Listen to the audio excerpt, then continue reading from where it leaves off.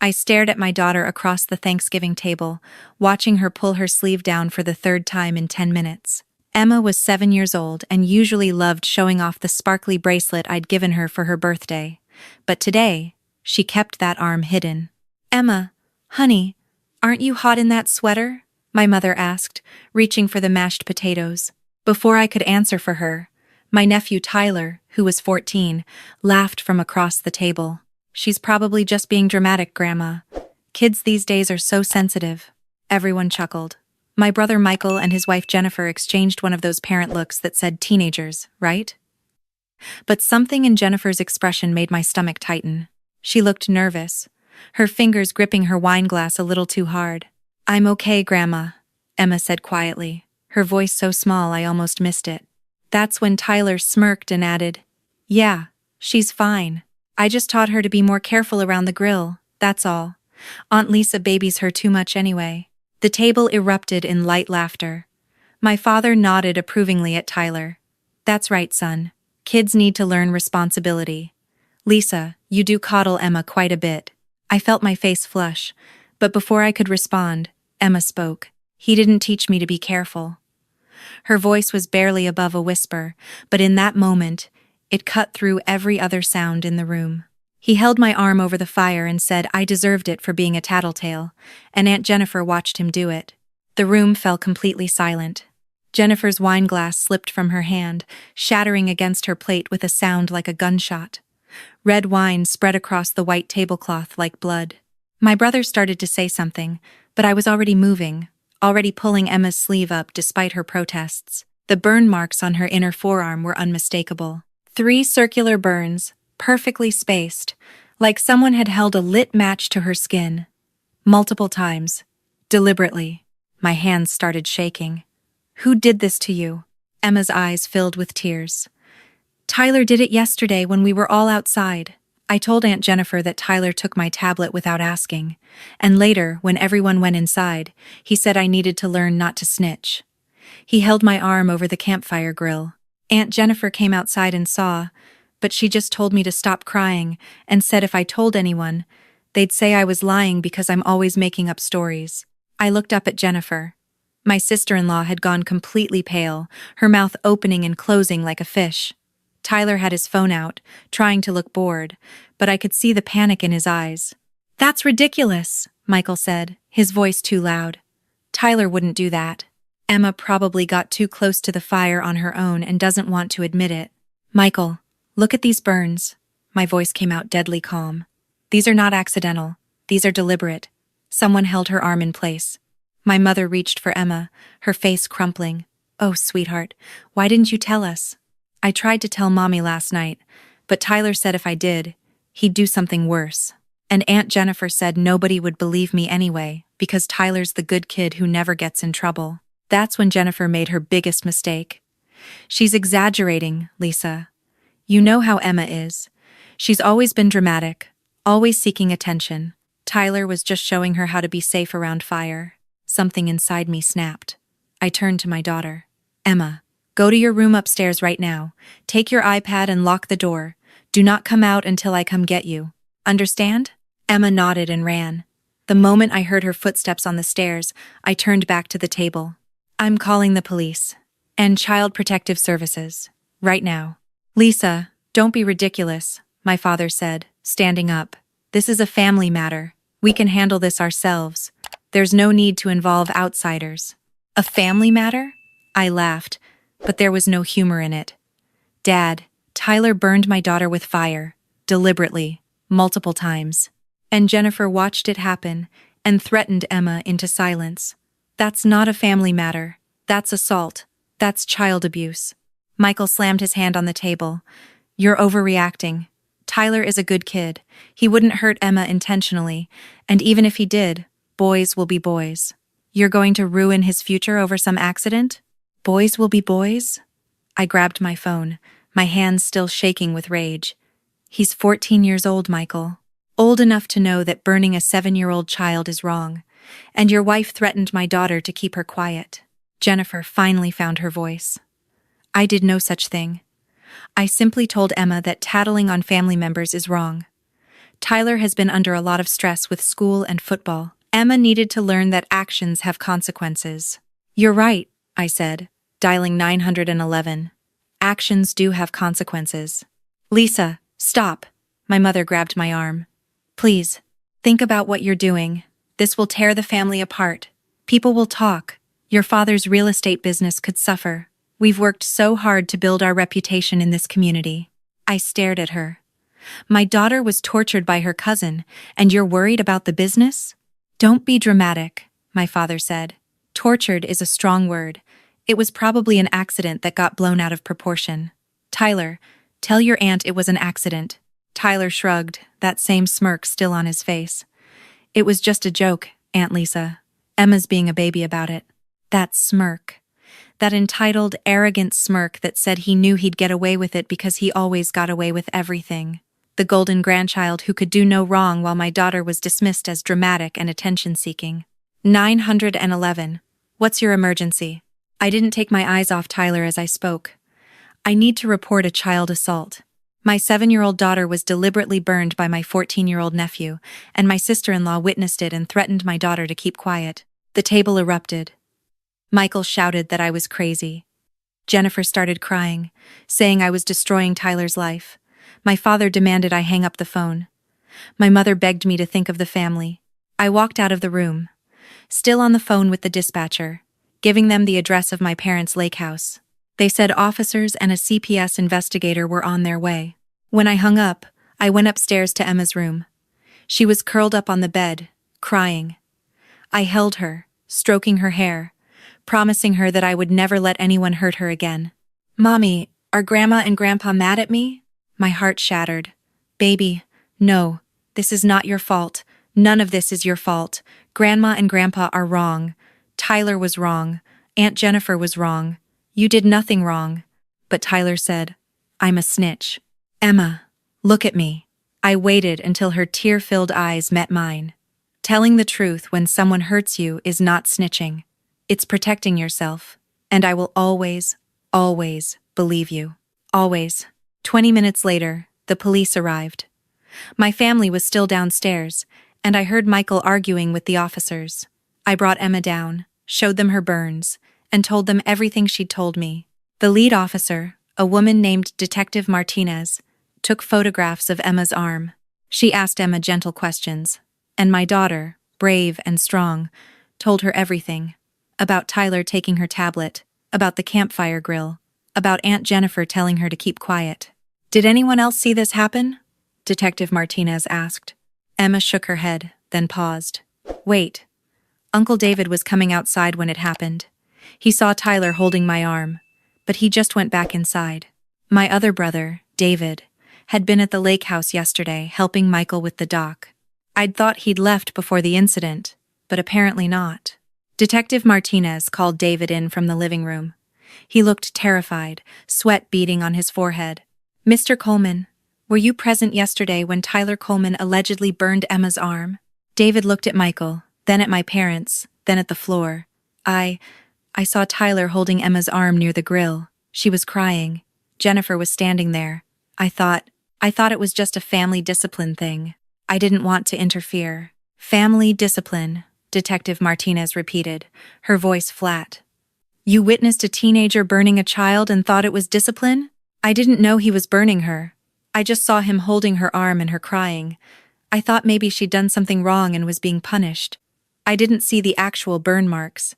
But you saw her crying in pain and did nothing? David's silence was answer enough. Detective Martinez turned back to me. Miss Coleman, I need to see your daughter's arm again under better light. Officer Reynolds, can you call for an ambulance? Those burns need to be examined by medical professionals. That's not necessary, my mother interjected. We can take Emma to the doctor tomorrow. Ma'am, this is now an active investigation. Emma needs a medical examination tonight for evidence collection and to ensure she receives proper treatment. The next few hours were a blur. The ambulance came and took Emma and me to the hospital. The doctors confirmed that the burns were consistent with deliberate contact with an open flame, held in place for several seconds per burn. They documented everything, took photographs, and treated the wounds. Meanwhile, back at the lake house, Tyler was being questioned by police. Jennifer was hysterical, according to the text messages Michael kept sending me. My father was demanding they speak to his lawyer. My mother was crying, begging me to drop the charges, saying I was destroying the family. I blocked all of them. At the hospital, a CPS caseworker named Amanda arrived. She was kind but thorough, asking Emma questions about whether Tyler had hurt her before, whether she felt safe at family gatherings, whether any other adults had ever threatened her. Emma told her about other times Tyler had been mean, pushing her into the pool when she couldn't swim well, accidentally tripping her at last Christmas, taking her toys and breaking them, then saying she broke them herself. Each time, my parents had defended him. Boys are rough. Emma's too sensitive. Tyler doesn't mean any harm. I sat there listening to my daughter recount years of small cruelties I'd dismissed as sibling rivalry, and I felt sick. How had I not seen this? How had I let this happen? Miss Coleman, Amanda said gently, I want you to know that you did the right thing calling us tonight. Many parents try to handle these situations privately, which often allows the abuse to continue. You protected your daughter, but I hadn't protected her. Not before tonight. I'd brought her to family gatherings where she was bullied and minimized. I'd listened to my parents tell me I was too soft, that Emma needed to toughen up. I'd second-guessed myself instead of trusting my instincts. Never again. We got home at 2 a.m. I carried Emma inside our small townhouse, the one my parents had always criticized as being too modest compared to Michael's mansion. Right now, it felt like the safest place in the world. I put Emma to bed and sat in my living room, staring at my phone. 43 missed calls, 67 text messages. All from family members, all saying the same things in different ways. From Michael, you've destroyed Tyler's life over an accident. I hope you're happy. From Jennifer, Tyler has been arrested, a 14-year-old child, because of your daughter's lies. I will never forgive you. From my mother, please, Lisa, think about the family business. Your father's clients are already asking questions. Can't we handle this privately? From my father, if you pursue this, you're out of the company, out of the family. I mean it, Lisa. That last one made me laugh, a harsh, broken sound. Out of the company? I'd been the top-performing agent at Coleman Real Estate for 3 years running. I'd brought in 40% of last year's revenue, and they were threatening to kick me out for protecting my daughter? Fine.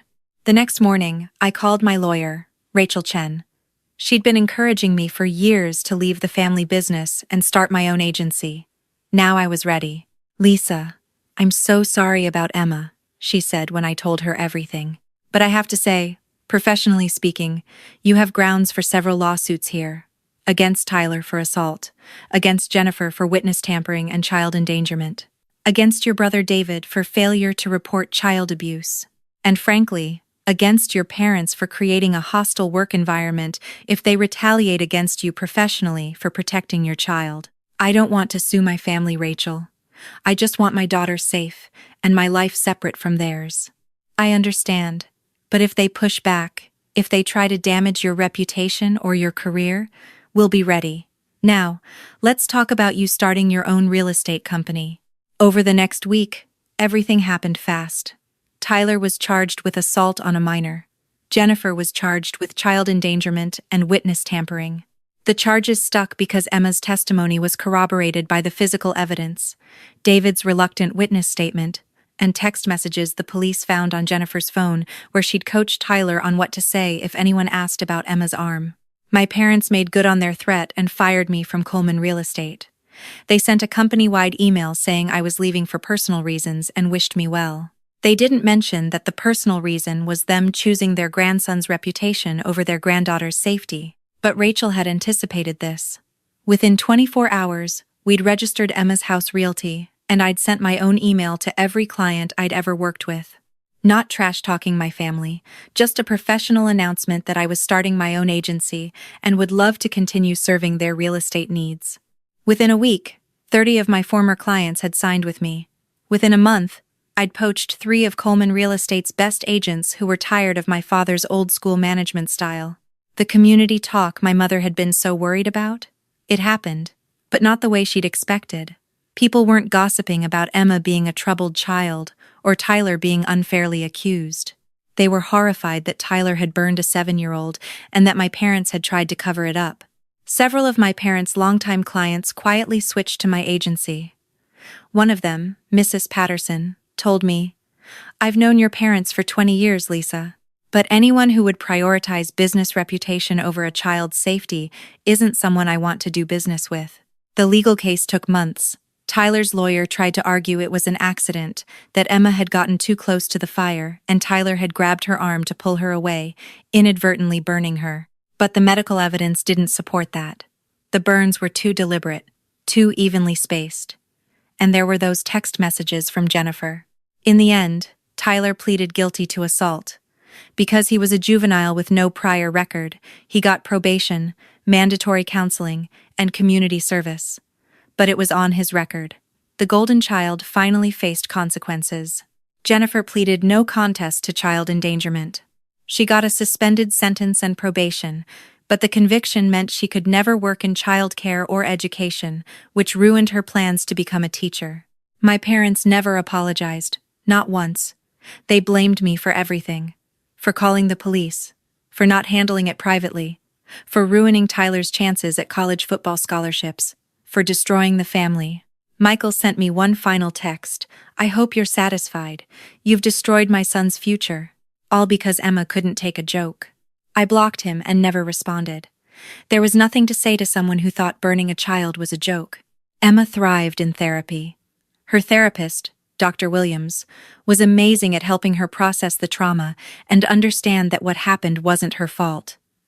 Slowly, Emma started smiling again, started sleeping through the night without nightmares, started trusting that I would protect her. 6 months after that Thanksgiving, Emma's house realty had grown beyond my wildest expectations. I had 12 agents working for me, and we'd just closed on our biggest deal yet, a luxury waterfront property that my father had been trying to land for months. When the client told me they'd chosen my agency over Coleman Real Estate, specifically because of how I'd handled the situation with Emma, I felt something shift inside me. Not vindication, exactly.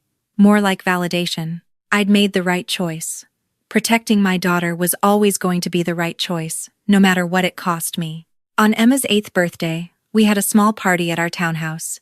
No extended family, just Emma's friends from school and my new business partner, Rachel, who'd become one of my closest friends. Emma laughed and played and never once looked over her shoulder, worried about who might hurt her.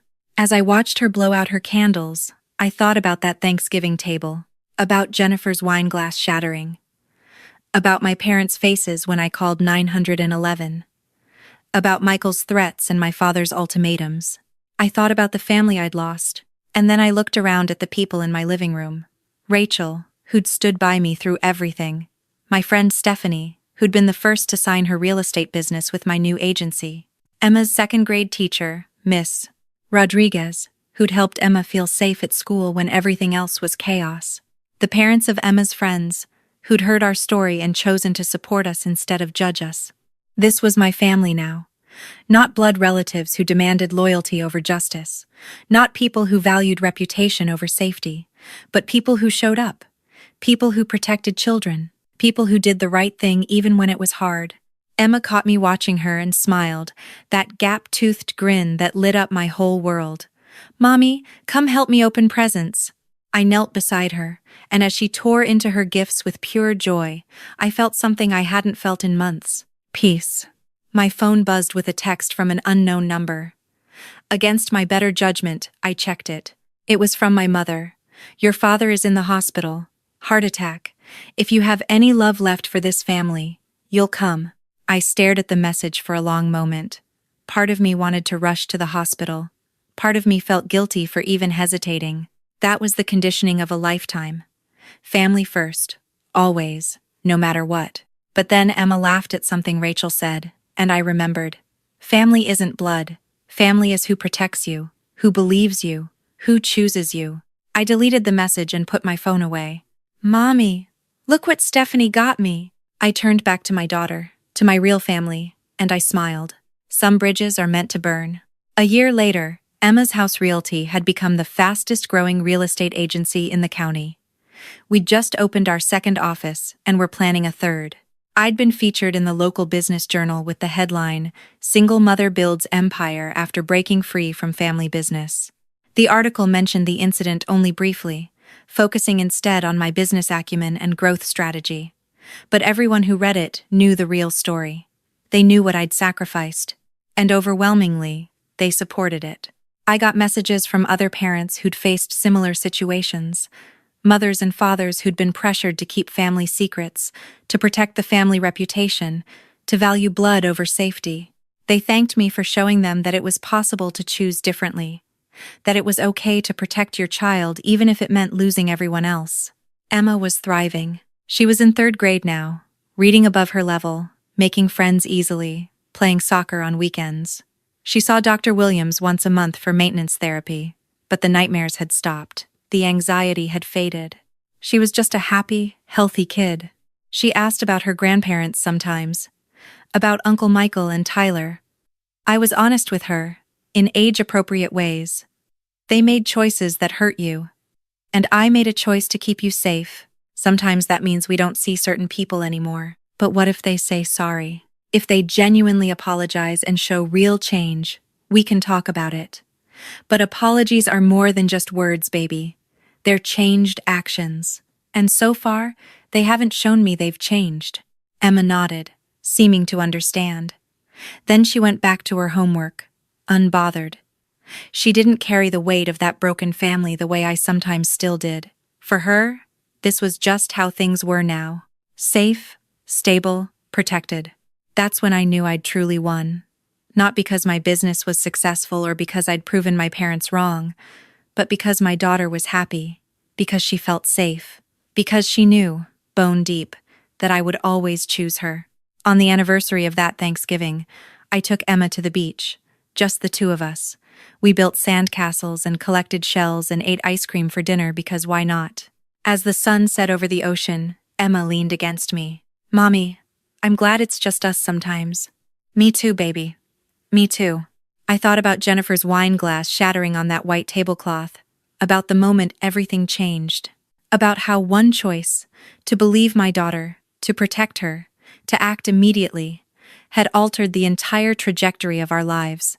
I wouldn't change a thing, because when Emma had pulled down her sleeve and revealed those burns, when she'd found the courage to tell the truth despite being threatened and dismissed, she'd given me a gift. The clarity to see what mattered. The strength to choose right over easy. The freedom to build something new. My phone stayed silent. My parents never reached out again after that hospital text. Michael and Jennifer moved to another state, probably to escape the judgment of our small community. David still lived in town but avoided me completely. I was okay with that. More than okay. Because every morning, I woke up in a home filled with love instead of tension. I built a business based on integrity instead of reputation management. I raised a daughter who knew she was believed, protected, and cherished. Some people might say I lost my family that Thanksgiving, but standing on that beach with my daughter, watching her dance in the waves without fear or worry, I knew the truth. I hadn't lost my family. I'd found it.